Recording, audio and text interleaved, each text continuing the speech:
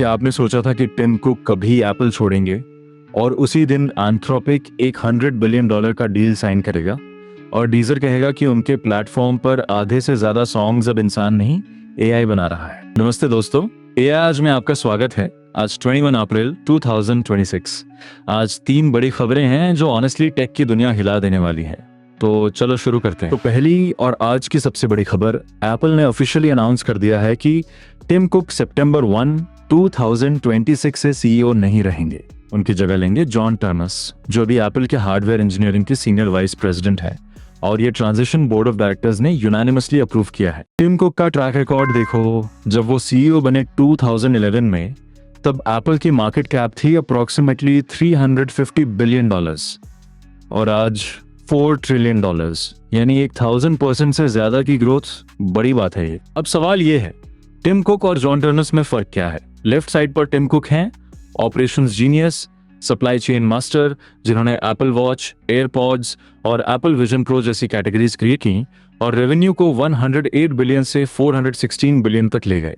Right side पर John turns हैं, hardware engineer, जिनके अंडर मैकबुक नियो और आईफोन एयर जैसे प्रोडक्ट्स आए हैं और जो एआई हार्डवेयर की दुनिया को समझते हैं। मुझे लगता है एप्पल का अगला चैप्टर पूरी तरह एआई हार्डवेयर पर फोकस्ड होगा। एप्पल की ऑफिशियल न्यूज रूम पेज पर क्लियरली लिखा है, ये ट्रांजिशन एक thoughtful long term succession planning process का रिजल्ट है। कुक का कोट है कि जॉन टर्नस वो नेता है जो एप्पल को अगले एरा में ले जाने के लिए परफेक्ट है। ऑनेस्टली ये रैंडमली नहीं हुआ, एप्पल ने सालों से इसकी प्लानिंग की थी। और अब बात करते हैं उस डील की जो एआई की दुनिया में सबसे बड़ी है। दूसरी खबर एंथ्रोपिक और अमेजॉन की है, और ये जेन्युइनली इंसेन है दोस्तों। अमेजॉन ने एंथ्रोपिक में फ्रेश $5 बिलियन इन्वेस्ट किए हैं, जिससे अमेजॉन का टोटल इन्वेस्टमेंट $13 बिलियन हो गया है। और बदले में एंथ्रोपिक ने प्रॉमिस किया है कि वो अगले 10 इयर्स में AWS पर ओवर $100 बिलियन खर्च करेगी। अब इस डील की स्केल समझो। अमेजॉन का एंथ्रोपिक में टोटल इन्वेस्टमेंट अब $13 बिलियन है। 2 महीने पहले अमेजॉन ने ओपन एआई के $110 बिलियन राउंड में 50 बिलियन कंट्रीब्यूट किए थे। उसकी वैल्यूएशन थी $730 बिलियन और एंथ्रोपिक की वैल्यूएशन अब रिपोर्टेडली 800 बिलियन या उससे भी ज्यादा हो सकती है। वीसीज लाइन में खड़े हैं। इस डील के 3 सबसे इंपॉर्टेंट हिस्से। पहली बात, एंथ्रोपिक को मिलेगी अप टू 5 GWs की कंप्यूटिंग कैपेसिटी क्लॉड को ट्रेन और रन करने के लिए। दूसरी बात, डील स्पेसिफिकली कवर करती है अमेजॉन के ट्रेनियम 2 से ट्रेनियम 4 चिप्स तक, यानी नेक्स्ट जनरेशन एआई एक्सेलरेटर्स जो एनवीडिया के कॉम्पिटिटर्स हैं। और तीसरी बात, एंथ्रोपिक के पास ऑप्शन है फ्यूचर अमेजॉन चिप्स भी बाय करने का, जैसे जैसे वो अवेलेबल होते जाएंगे। बेसिकली अमेजॉन ने क्लॉड की पूरी एआई इंफ्रास्ट्रक्चर को लॉक इन कर लिया। और अब वो खबर जो हर म्यूजिशियन को डरा देगी।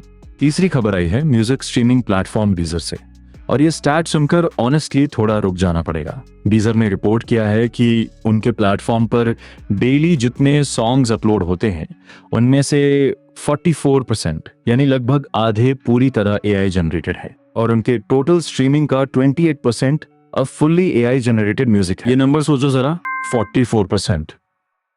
मतलब अगर आज डीजर पर 1000 सॉन्ग्स अपलोड हुए तो उनमें से 440 सॉन्ग्स किसी इंसान ने नहीं बनाए, एक एआई ने बनाए। इंडिया में जहां म्यूजिक इंडस्ट्री इतनी बड़ी है, Bollywood, independent artist, regional music, ये ट्रेंड अगर यहाँ भी आया तो मिलियंस ऑफ म्यूजिशियंस के लाइवलीहुड्स पर सीधा असर पड़ेगा। डीजर के ऑफिशियल प्रेस पेज पर जाकर देखते हैं, यहाँ मेंशन है कि यह डेटा प्लेटफॉर्म की हेल्थ और रियल आर्टिस्ट की डिस्कवरेबिलिटी के बारे में सीरियस कंसर्न्स रेज करता है। लेकिन इंटरेस्टिंग बात यह है कि डीजर खुद इस डेटा को पब्लिश कर रहा है।